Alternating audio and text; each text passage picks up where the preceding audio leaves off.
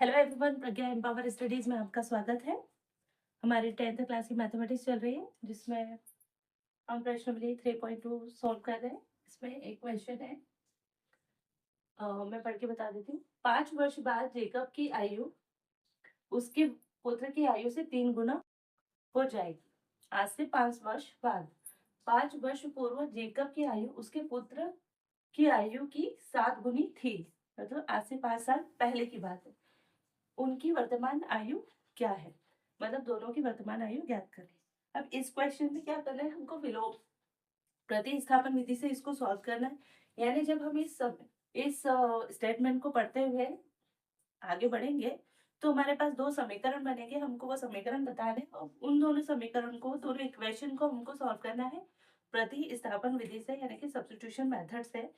हिंदी में मैंने क्वेश्चन लिखा है, मैं इंग्लिश में पढ़ के बता देती हूँ, है ना। क्योंकि मेथड तो सब में सेम होती है, बस थोड़ा सा बीच में जो लिखना होता है वो मैं 2 बार नहीं लिखकर एक ही बार हिंदी में लिख देती हूँ, पर समटाइम मैं इंग्लिश में भी वो बोल देती हूँ। तो आप इस क्वेश्चन को मैं इंग्लिश में बोलती हूँ। 5 year hence the age of Jacob will be 3 times of that of his son. 5 years ago Jacob's age was 7 times that of his son. What are their present age? यही बात है कि जो मैंने आपको इंग्लिश में पढ़ के बताया वो क्वेश्चन और ये बिल्कुल एक ही है। वही बात है, उसमें भी यही कहा है कि 5 वर्ष बाद जेकब की आयु उसके पुत्र की आयु से 3 गुना हो जाएगी। मतलब आज से 5 वर्ष की बात, जब आज से 5 वर्ष की बात है तो दोनों की एज में 5 वर्ष जुड़ेंगे, है ना। और जो आयु बनेगी जेकब की वो उसके बेटे की आयु की 3 गुनी होगी। ठीक है। 5 वर्ष पूर्व जेकब की आयु उसके पुत्र की आयु की 7 गुनी थी। यानी आज से 5 वर्ष पहले की बात, 5 year अगो की बात। तो दोनों की आयु, जो प्रेजेंट आयु है उनमें दोनों में से 5-5 माइनस करेंगे तो दोनों के 5 वर्ष पहले की आयु पता चल जाएगी। और वो आयु जो थी जेकब की आयु उसके बेटे की आयु से 7 गुना थी, है ना। तो उनकी वर्तमान आयु ज्ञात करना है। तो स्टार्ट करते हैं, उनकी प्रेजेंट एज फाइंड आउट करना है। सॉल्यूशन देखिए, मान लेते हैं या लेट, जो भी आप इंग्लिश में लिखते हैं, है ना। ये सॉल्यूशन माना जेकब की वर्तमान आयु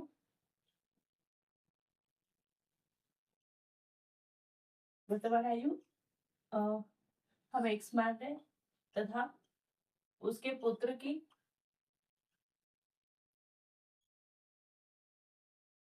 वर्तमान यानी कि प्रेजेंट आयु, प्रेजेंट एज वाई है। ठीक है। अब अकॉर्डिंग टू क्वेश्चन, प्रश्नानुसार देखो, 5 वर्ष बाद यानी आज से 5 वर्ष बाद यानी 5 जुड़ जाएंगे।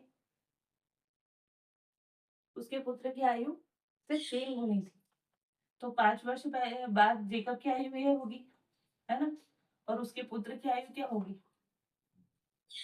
एक्स प्लस 3 यही होगी। और सॉरी, एक्स प्लस y+3 होगी। x+5 किसकी होगी? जेकब की होगी। और y+3 किसकी होगी? उसके बेटे की। तो ये आयु उसके बेटे की आयु की कितनी थी? 3 गुनी। 3 गुनी हो जाएगी। ठीक है। तो ये हमारे पास इक्वेशन 1 होगी। दूसरी बात क्या बोली? पुत्र की 5 वर्ष पूर्व जेकब की आयु उसके पुत्र की आयु की 7 गुनी थी। यानी 5 वर्ष पूर्व यानी -5 प्रेजेंट एज क्या है? एक्स। वर्तमान आयु तो आज से 5 वर्ष पुरानी आयु क्या होगी? -5। ये तो इसके बेटे की होगी, क्या होगी? -5। 7 गुनी थी। तो जेकब की आयु 5 वर्ष पहले जेकब की आयु उसके बेटे की आयु की 7 गुनी थी। तो ये सेकंड मिल गया हमको इक्वेशन। तो फर्स्ट को सॉल्व करो तो x+5, या आप इसमें नाम मत दो, हम यहाँ दे देंगे, नहीं दे देना चाहिए, अच्छा रहेगा, है ना। तो फर्स्ट को हल करने पर समीकरण या इक्वेशन फर्स्ट को सॉल्व करेंगे तो 3y+15 हो जाएगा, है ना। तो हम क्या करेंगे, जो अचर है वो एक साथ लिखेंगे। तो 3y x-3y ये इधर आ जाएगा इक्वल टू के, और ये इक्वल टू के इस साइड चला जाएगा। तो 5 अभी प्लस में, तो यहाँ के माइनस में जाएगा, है ना। x minus 3y equal to क्या होगा 10। तो इक्वेशन हमको थर्ड मिल गई। ठीक है, अब सेकंड को हल करने पर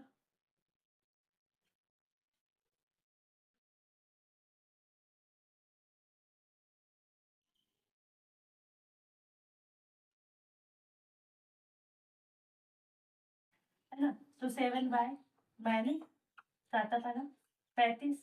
ठीक है, ये हो गया।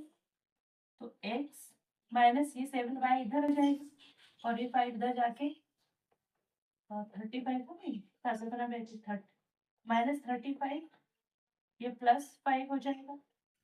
ठीक है, तो ये x minus 7y equal to 35 में से 5 है तो माइनस से 30, क्योंकि बड़ी संख्या बड़ा नंबर कितना माइनस का है। तो ये हमारे पास इक्वेशन 4 मिल गई, है ना। तो इक्वेशन हमको मिल गई है 2। आप इनको ऐसे भी लिख सकते हो, x minus 3y equal to, sorry x minus 3y minus इधर जाकर 10 और इक्वल टू 0, है ना। यानी इसको लिखने का एक तरीका, x minus 3y minus 10 equal to 0, और इसको लिखने का तरीका x माइनस 7y माइनस ये प्लस 30 इक्वल टू 0। इस तरह से भी आप लिख सकते हैं, है ना। तो समीकरण थर्ड और फोर्थ को हल करने पर, ठीक है, x minus 3y equal to 10, और ये है x minus 7y minus 30।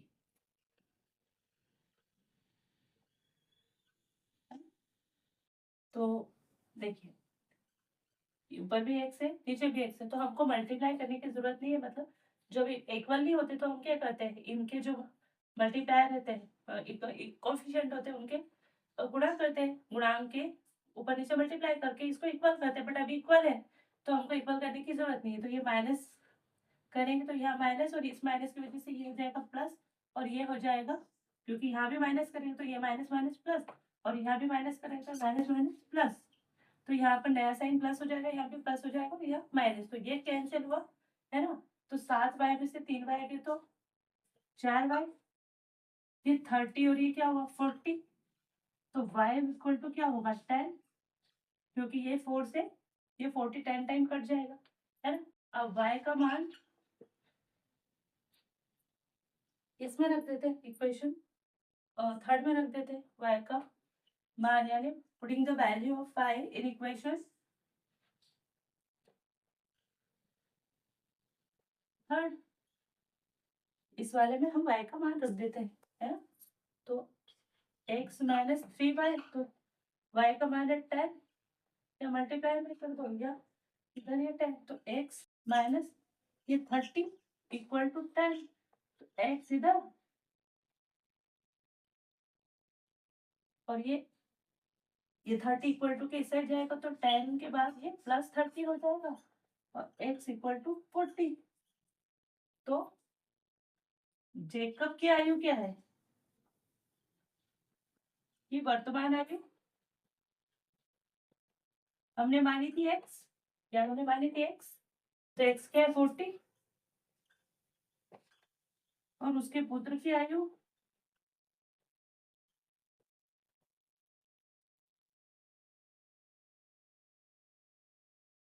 y equal to 10,